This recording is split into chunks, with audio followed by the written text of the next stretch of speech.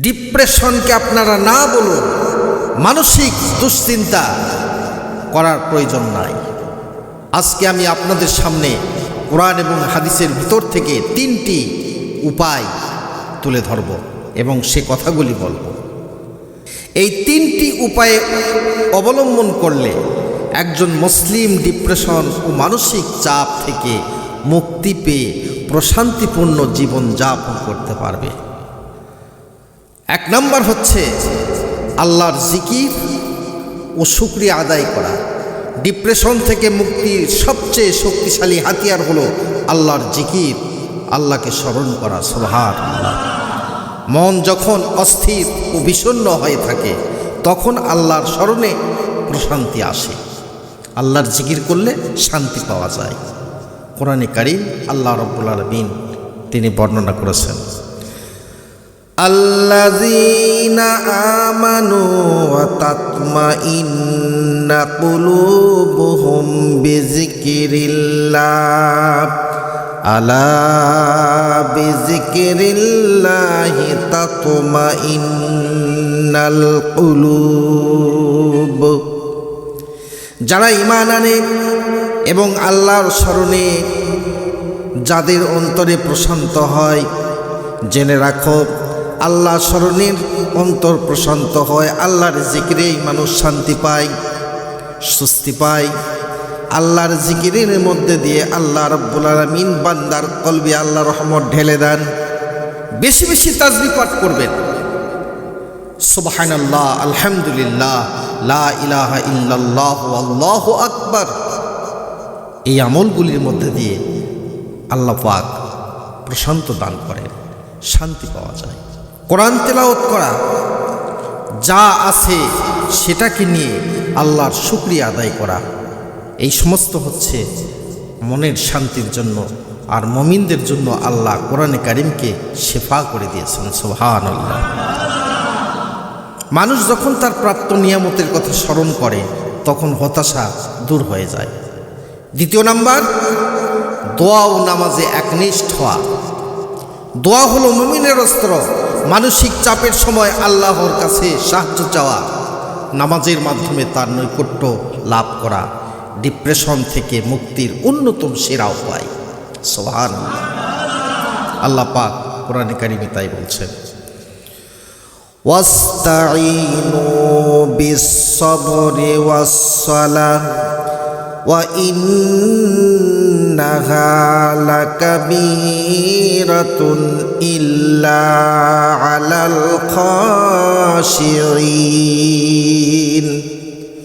তোমরা ধৈর্য ও নামাজের মাধ্যমে সাহায্য চাও, নিশ্চয় তা বিনয়ী ছাড়া অন্যদের জন্য করে কঠিন। আল্লাহ পাক কোরআনে কারীমের মধ্যে সুন্দর করে বলছেন, বান্দা তোমরা ধৈর্য এবং নামাজের মাধ্যমে আমার সাহায্য চাও, আমি আল্লাহ পাক তোমাদেরকে সাহায্য করব, তোমাদের মনে শান্তি দিব। সুবহানাল্লাহ। বিশেষ দোয়া মানসিক শান্তির জন্য রাসূল পাক সাল্লাল্লাহু আলাইহি সাল্লাম যে দোয়াগুলি করতেন আমি আপনাদের সামনে সেই দোয়াগুলি বলছি, আপনারা আমল করবেন। ইয়া মুকাল্লিবাল কুলুবি সাব্বিত কলবি আলা দীনিক। হে অন্তরসমূহের পরিবর্তনকারী, আমার অন্তরকে আপনার দ্বীনের উপর প্রতিষ্ঠিত রাখুন। এই হাদিসটি তিরমিজি শরীফে রাসূলুল্লাহ সাল্লাল্লাহু আলাইহি ওয়াসাল্লাম তিনি বলেছেন। দুশ্চিন্তা ও বিষণ্ণতার জন্য এই দোয়া অত্যন্ত কার্যকরী। আল্লাহুম্মা ইন্নী আউযু বিকা মিনাল হাম্মি ওয়াল হাযান। হে আল্লাহ, আমি আপনার কাছে দুশ্চিন্তা ও বিষণ্ণতা থেকে আশ্রয় চাই। সহিহ বুখারীর হাদিস এটা।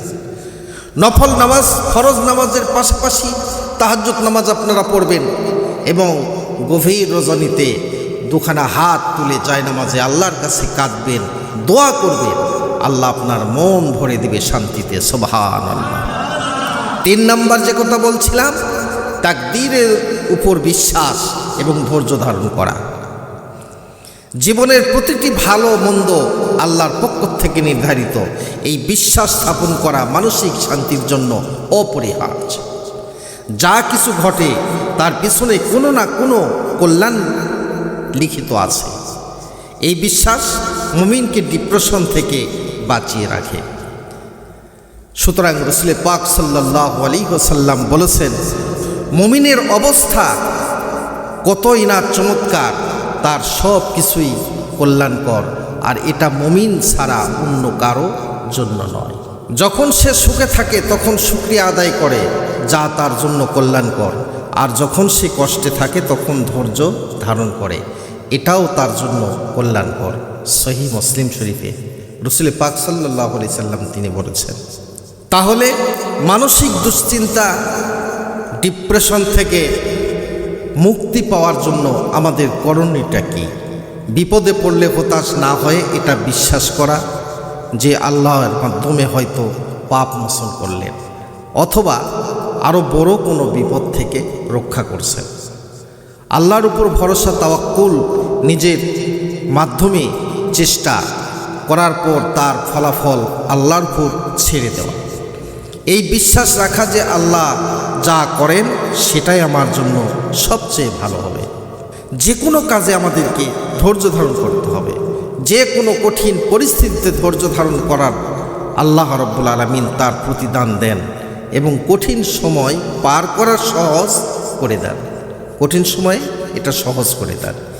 এই তিনটি উপায়ে অবলম্বন করলে একজন মুসলিম ডিপ্রেশন ও মানসিক চাপ থেকে মুক্তি পেয়ে প্রশান্তিপূর্ণ জীবন যাপন করতে পারবে।